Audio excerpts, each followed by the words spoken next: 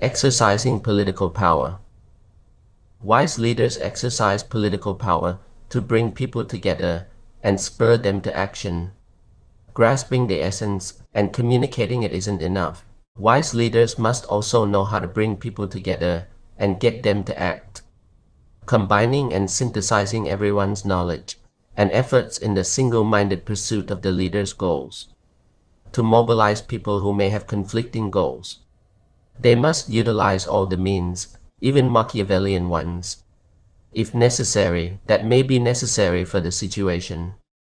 Although the name Niccolò Machiavelli conjures up the duplicity, manipulation, ruthlessness, and resolve that nourish and enable the archetypical political leader, it also brings into focus the creativity, flexibility, and opportunism, all combined with resources that are the distinguishing characteristics of transformational leaders.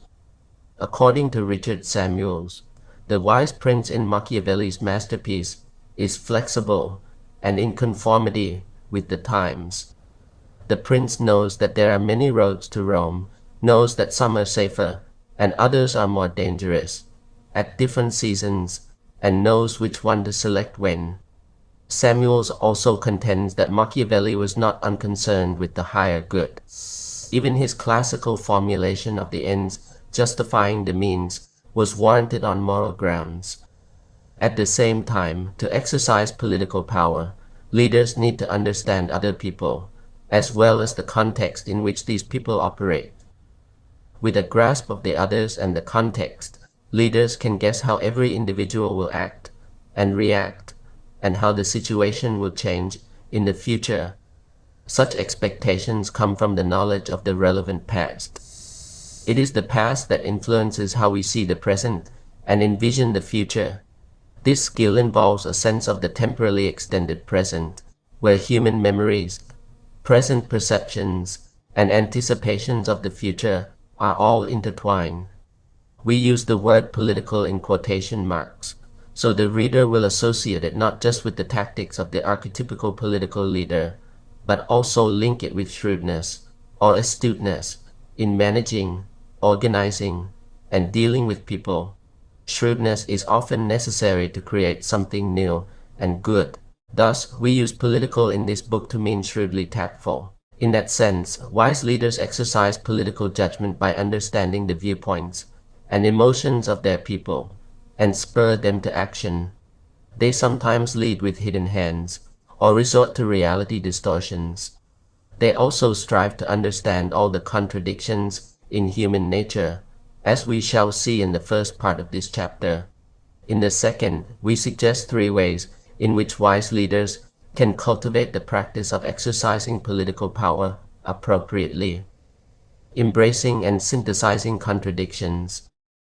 Wise leaders, we find, strive to understand the contradictions in human nature, good and bad, civility and incivility, optimism and pessimism, idealism and realism, diligence and laziness, and synthesize them as situations arise. Rather than seeking an optimal balance between the contradictions or a compromise, they engage in a dynamic form of dialectical thinking that enables them to deal with contradictions, opposites, and paradoxes by moving to a higher level. By thinking in terms of both, and rather than either or, wise leaders can make the decision best suited to each situation without losing sight of the greater good. As F. Scott Fitzgerald pointed out, the test of a first-rate intelligence is the ability to hold two opposed ideas in the mind at the same time and still retain the ability to function. In this age of discontinuity, that practice matters more than ever. Embracing contradictions. 1. Moves slowly, but takes big leaps. 2. Frugal, but splurges on key areas. 3. Efficient, but uses employees' time in seemingly wasteful ways. 4. Grows steadily, yet is paranoid. 5. Hierarchical, but gives employees freedom to push back. 6. Insists internal communications must be simple, yet builds complex social networks. The 2 opposing forces each consist of 3 practices. The expansive forces. 1. Set impossible goals. 2. Repeat experiments even if they fail. 3. Customize products and operations to meet local needs. The integrative forces. 4. Inculcate values from the founders. 5. Facilitate open communication. 6. Commit to open in people management. CEOs often face other conflicting goals, such as global scale and local needs, breadth and depth of the product line, collaboration and competition with rivals, maximizing shareholder value and societal value, to name a few. Traditional management theory tries to resolve contradictions through the design of organizational structures, incentive systems, routines, or organizational culture. In a wise company, contradictions are not obstacles to be overcome, but they are, in fact, necessary for the creation and practice of knowledge. By accepting contradictions, wise leaders are able to make the decision best suited to a situation, without losing sight of the goodness to be achieved. There is a strong propensity in the West to view the world in either or mode. This intellectual tradition can be traced to Descartes and the Cartesian split, or dualism. To use the X or Y analogy, X is pitted against Y, resulting in a X versus Y setup. The debates over subject versus object, mind versus body, rationality versus empiricism, materialism versus idealism, and analytics versus intuition reflect the intellectual tradition. However, it is dangerous to view the building blocks of organizational knowledge creation and knowledge practice, namely tacit knowledge and explicit knowledge, in the same light. Tacit knowledge and explicit knowledge are not opposing ends of a dualism, but are mutually complementary. They interact with and interchange into each other to create something new. What appear to be opposite ends interact with each other to create a synthesis. The use of the term synthesis obviously brings to mind the well-known concept in philosophy, which dates back to the Greek philosophers Plato and Socrates of dialectics. The concept was given new life by the 19th century German philosopher Georg Wilhelm Friedrich Hegel, who came to be widely associated with the thesis, antithesis, synthesis, pattern of thinking. According to Hegel, one concept is introduced as a thesis or positive concept, which then develops into a second concept that negates or is opposed to the first, or antithesis, which in turn leads into a third concept, the synthesis, that unifies the first two. Synthesis is reached at a higher level or higher order compared to the thesis, antithesis level, and the dotted lines depict new rounds of tension between the thesis and antithesis being resolved by means of synthesis. Described by Tadashi Yanai in his book Notes on Becoming a Business Leader, in the chapter entitled The Ability to Build a Team, How to Be a True Leader, the metaphor Yanai uses is be a devil, be a Buddha. The only way to become a true leader, he argues, is to be both a devil and a Buddha simultaneously. You then become a true leader who can do both X and Y automatically, without having to think. It's a leader's responsibility to help his or her subordinates achieve a bright future. And in order to do this, the leader has to be willing to push hard, to be a devil, as it were. When someone is satisfied with low standards, you have to be ruthless. This is absolutely unacceptable, you say. You have to be the sort of devil boss who keeps demanding more and more, rather than being satisfied with a single achievement.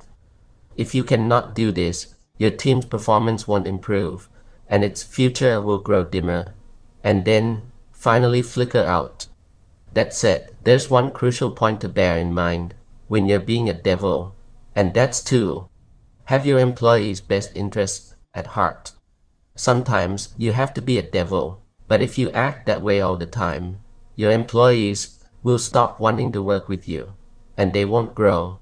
So when they do good work, or evince real growth, you have to become a Buddha, so to speak, and tell them how well they've done. Praise your employees, so that they will finally feel that it was worth pushing themselves so hard to satisfy their devil boss, and realize why you were so strict in the first place.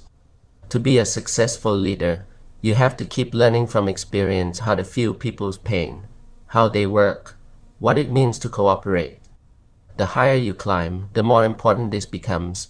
Superficial interactions are meaningless. It's easy enough to say, but just mentioning the phrase isn't enough. You have to put it into practice, feel its truth. Your relationships with your employees are real.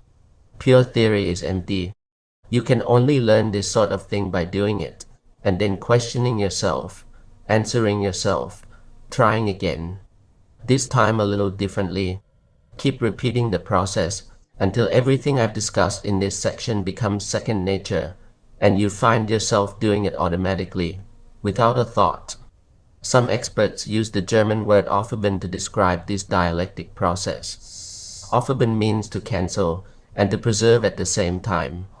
Other terms, the best of two worlds, ambidextrous, yin-yang, or dynamic equilibrium, have also been used in the context of this process. Our preference is to refer to it as dynamic duality since it depicts 1. The dynamic and creative nature of contradictory or paradoxical problems, namely X interfacing with Y to create, 2. The complementary nature of X and Y by the use of the word duality instead of dualism, which has historically been associated with the Cartesian split, 3. The continuous and recurring nature of the process over time, whereas synthesis that has been reached at one point in time can become a thesis over time when situations or contexts change, forcing a new round of interactions. Dynamic duality suggests that leaders may not be able to solve a paradox by dealing with the two opposing demands of the problem individually. Those opposing demands are often connected to and dependent on one another. The contradiction may also be constantly changing, and the context of the problem may be shifting. Tackling each problem separately may not only fail to solve the original problem, but it can also end up creating a new set of problems. To resolve the contradiction, wise leaders look into where and how the contradiction emerges, and what the relationships between the contradictory demands are. By grasping the big picture or context of the problem, wise leaders get closer to an effective and holistic solution to the issue. We devoted an entire chapter to explaining the concept then, so we will only touch on the essence here. Middle up-down is neither top-down nor bottom-up, but best communicates the continuous iterative process between top management and the front line. Middle managers, who are often the leaders of a team, project, or task force, play a key role in the knowledge conversion process by interfacing with both top management and frontline employees. Top management provides a sense of direction regarding where the company should be headed by articulating a vision. What kind of a future do we want to create, or a dream? As we have seen in this book, CEOs are often romantics in search of the ideal, or what should be. In contrast, frontline workers are in the trenches, immersed in the day-to-day details of particular markets, products, or technologies, and constantly confronted by reality, or what is. Middle managers try to solve the contradictions between what the top hopes to create and what actually exists in the real world. That is, between the ideal or what should be and reality or what is. Middle managers often create business and product concepts that they can test empirically with the help of frontline workers. In doing so, they synthesize the tacit knowledge of both top management and frontline workers and incorporate them into new products, services, technologies, or systems. This process puts middle managers at the very center of knowledge creation and practice, positioning them at the intersection of the vertical and horizontal flows of information within a company. Unsurprisingly, we have described many middle managers in action throughout this book, encouraging positive disobedience. The third way of cultivating the practice of exercising political power is to encourage what Joy Ito, the director of MIT Media Lab, calls disobedience with a conscience, disobedience that helps society, or creative disobedience.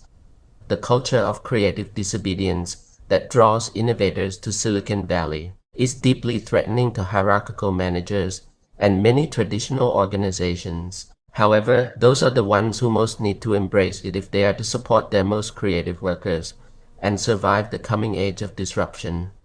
Innovators who embody the principle of disobedience over compliance do not only increase their own creativity, they also inspire others to excellence.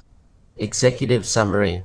In closing, we return to the key phrase of this chapter: political power. Wise leaders must bring people together and spur them to action, using political power to synthesize their conflicting goals to achieve the common good. They must choose and utilize the means suitable to each situation, including Machiavellian ones, where shrewdness and ingenuity can help achieve good. The term Machiavellian conjures up many interpretations, the classical being that the ends justify the means.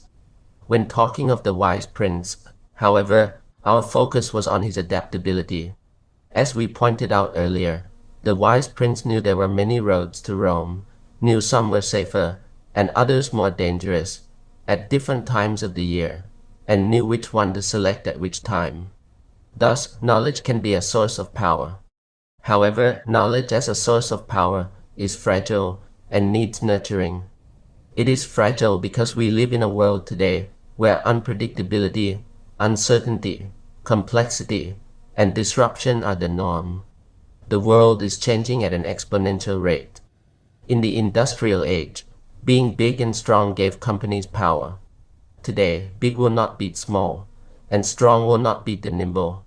As Ito pointed out in Whiplash, the biggest threats to the status quo today come from the smallest of places, from startups and rogues, breakaways, and indie labs, and the strong no longer necessarily survive.